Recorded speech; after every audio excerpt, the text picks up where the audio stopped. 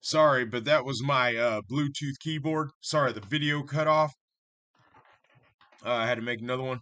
But anyways, like I said, since I took hold of my full responsibility and accepted the actions, you know, people also learn from that too. Because when a person does that, he has totally changed his life, and I know I have. Like my life has changed immensely. I used to dream of hurting people. Now uh I just ignore them. They're really not worth my time. Because I am close to dying probably. No, I'm just playing. Hopefully not. But anyways, one day I know I'm gonna die, and the last thing I want to have on my mind is, oh, I hate that son of a bitch over there. No, I want to be with the people I care about the most, and my wife is gonna be one of them. She's the main one.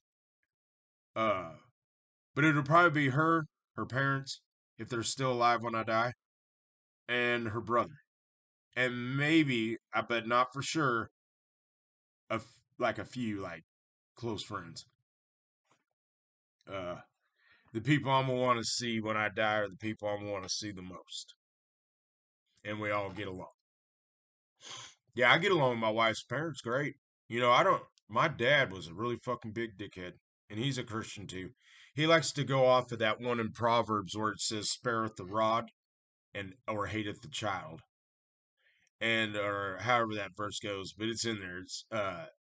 It's like basically saying if you take away the rod and don't spank the child, you hate the child, is how my dad put it to me. Uh he loved to punish me. Yeah. There was no stopping that until I finally just left home. And I left home at 16. And can you just believe what was going on in my mind at that time? I was indoctrinated into Christianity pretty good. And now I have a mindset of something that's evil because of how I was raised and forcing yourself to go to church just because Jesus, and if you don't, you'll go to hell and burn forever. Uh, and really, when you get in there, I don't know why everybody shakes hands in a church. They start playing the music all doon doon doon doon doon, doon, and then people are going around shaking each other's hand. Why are you noticing them? Okay, you forgot. Okay, let me tell you. When you die in the end, according to the Revelation, uh, you're going to be praising God for eternity. You're not going to roam the streets of gold, and you're not going to go see his mansions. It talks about praising God for eternity. When you get to church, aren't you supposed to be doing the same? That's like the training ground. Who cares about Brother Bob or P. Sue over there? I'm here for Jesus and Jesus only. Or have you forgotten? Or, and in the Bible, it does say, Matthew chapter 7, you might need to be a little bit wary because here's what it says. They'll come to Jesus in the end time and say, Lord, have I not prophesied in your name? Have I not casted out devils in your name? Have I not done good works in your name? And Jesus will say, depart from me, ye workers of iniquity. I've never known you. Shouldn't you be going to church and just praising Jesus? And then it doesn't stop right there. When you get out of church, you better go ahead and treat your neighbor like you treat yourself. That's what the Bible says to do. And Jesus said, if I'll do anything you ask in my name as long as you follow my commandments. Maybe you're not following his commandments right. Maybe that's why your prayers aren't getting answered. Maybe you need to start treating your neighbors like yourself. Or have you forgotten? You see how I know the book was written by man? It really doesn't catch the eye of very many people. Some people swear it does, and they'll quote you verses and stuff like that, but they act like they don't know what they mean. They're just saying it. Satanism doesn't ask for any of that shit. We don't preach this thing about Jesus Christ and this thing about the Christian Satan. We don't preach about the Christian Satan because there is no Christian Satan. The person, basically, the person is his own God and his own devil, if you ask me. I mean, you don't have to be. You can say no gods exist if you want to, but then you got to prove that. But there is a God. It's man. Man knows what's good for him and what isn't, and what'll happen to him if he does certain things. He knows all that. He was taught that or learned that somehow, that either it was wrong or it was right to do something. You don't need a Jesus for that. I haven't been using Jesus for, let's see, I got down where I'm at now in 2020, and it's 2024. So 4 years, this 4 years of being an actual Satanist, I have not needed Jesus one time to do good things that keep me out of trouble. I just do it. I'm a human being. I have a right to do with my body what I want to. But here's the catcher. I got to be willing to accept the responsibilities of that. People will forgive you. They will. It's happened to me already. But they can tell, too, whether you've changed or not. That goes for anything, not for just one thing. Goes for anything. Yeah, when a person has done something wrong, he either learns from his mistakes or doesn't. If he learns, then he does great care not to do that thing. But if he doesn't, he just keeps on doing it anyway and doesn't stop. That is in the Satanic Bible. Now, you tell me what sounds more just. I need this Jesus, or else the devil's going to control my mind, when it's just really you doing the things that you're doing. If you really open up your eyes and look at it,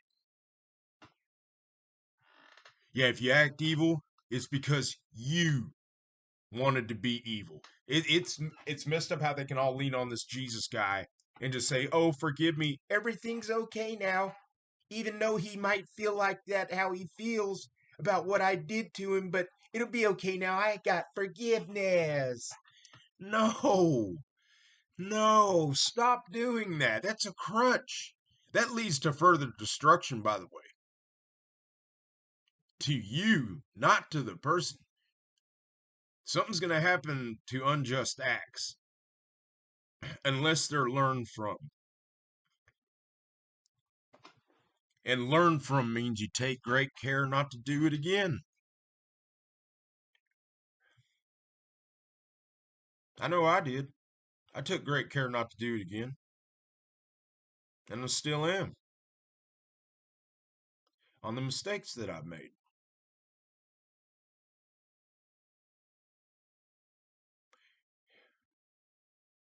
You know, which one is better? The life to where I know what's really going on and how I should be in life? Which sounds more realistic out of this? What I just said right there. Or let me just lean on Jesus. He'll take care of all my mistakes, even though I hurt a bunch of people's feelings and may have made somebody commit suicide because of what I said to them. You know, that person's asking for forgiveness from Jesus while that other person is killing themselves.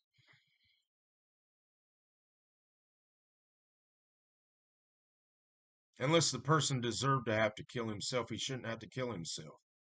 Or if the person didn't deserve to be hurt, he shouldn't have to been hurt. You know, your God, like I said, he says free will, but it's not free will. Somebody got to take out their actions on somebody with their free will, while the other person that they took the actions out on has his free will of committing suicide. That happens. I heard once that if you're thinking it, somebody else is probably doing it. As long as it's realistic. It can't be these fantasies about how this Jesus uh Saves all these people because of being hung on a cross.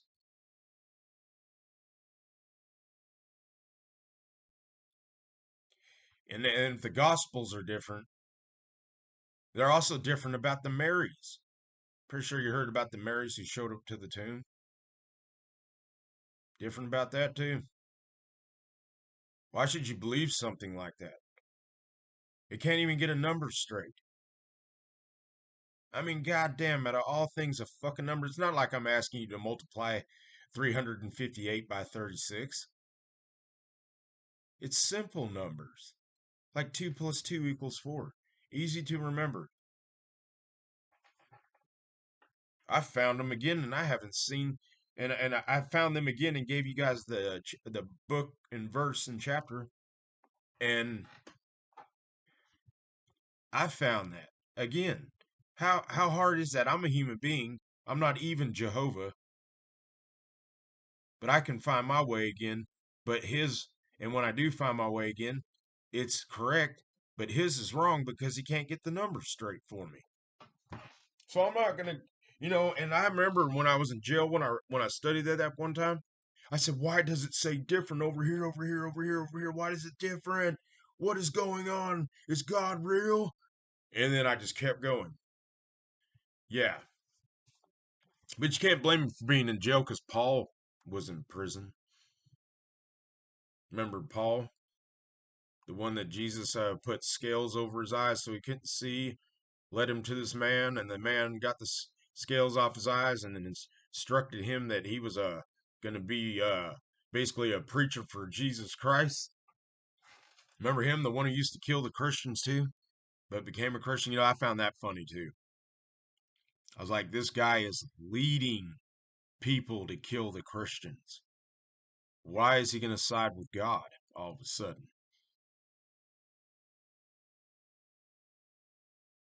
Like I said, a man-made story, man.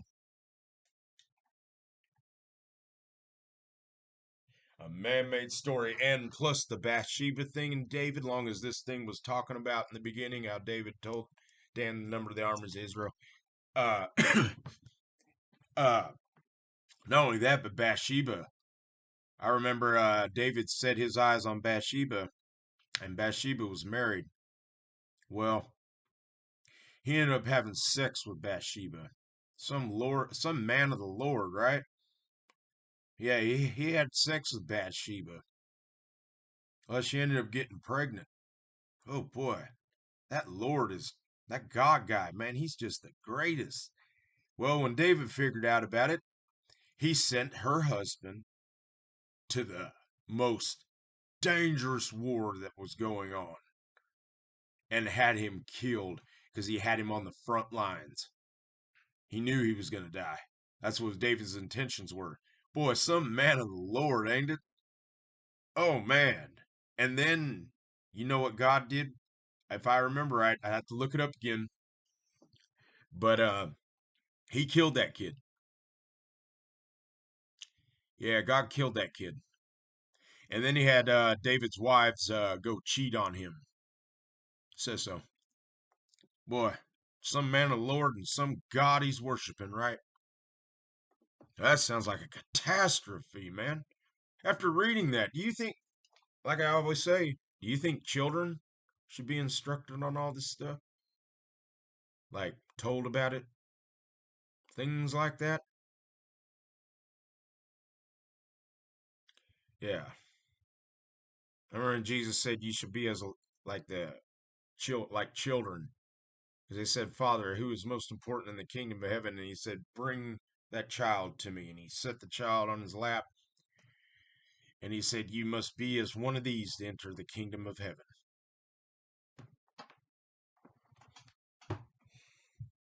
Children learn real good. The guy that wrote the Bible without God talking to him, because nobody talked to anybody to write this Bible, but knew that kids were easily convinced. The younger you are, the more dangerous your mind is. Only when you become older does it become a habit. But you can break habits. I've done it. And without a God. But anyways, I've given you proof today. And if you Christians are out there, I had this guy, I ain't gonna say his name, but he told me that he had all the answers for my videos, and he had I told him, I said, if it's Christian, I don't want to hear it because I've already tried that. And he said that I knew so little and I uh, didn't know what I was talking about and that I was misled and that he had all the answers for me in Proverbs 4, 5, and 6. I don't care about Proverbs 4, 5, and 6. What I care about, well, I care about that too. It's got to be real too. But what I really care about is the whole Bible being true. So it's all got to tie in. And if I've read things in the Bible that don't match up, why should I give a fuck about what Proverbs has got to say? I've read Proverbs. I don't agree with Proverbs. Uh, the reason I don't agree is because the Christians are still trying to say you should raise yourself and stuff like this because it's basically like they have it set up as a system to where it's like every day of the month, it seems like. And they Christians say that you can read one of those every day and learn good wisdom. And no, I'm not going to read anything that uh, looks like it kind of has good wisdom. What I'm gonna want is it's good wisdom because then the whole Bible will be true. There will be nothing that makes me say that this book is not true or is this book not true. It shouldn't make me doubt it at all. I should be fully confident in what I'm reading. And if I don't feel confident in it, that means there's a flaw with something that I'm reading, and that's the Holy Bible. I have seen a lot of flaws. But, anyways, this video I had to make two and it's already at 17:02. So I'm gonna go ahead and close off and because I'm running out of things to say too, and plus a cigarette would be nice. Yeah, it's been about an hour again since I've had a cigarette. And it's because I'm making these videos and I do this on purpose because here's why. I push myself further and further and further and further away from a cigarette, it seems like these days now. And I really like that. There was a time when I was smoking cigarette after cigarette after cigarette, and I would be coughing really bad. And so I just decided to quit. And I just started telling myself two every hour. And now it's been over an hour a couple of times. So yeah, I feel good about that. And that's just me doing it. Jesus didn't help me with that. I didn't go get no prayer done over me. I didn't pray to God. I didn't do anything like that. You know what I decided to do? Just stop smoking really crazily and smoke within reason. Still, smoking 2 day is bad. Oh, not 2 day, 2 an hour is bad. But it's a lot better than smoking out of control. But like I said, no, Jesus did that for me. Anyways, hail Satan, hail yourselves, and have a nice day.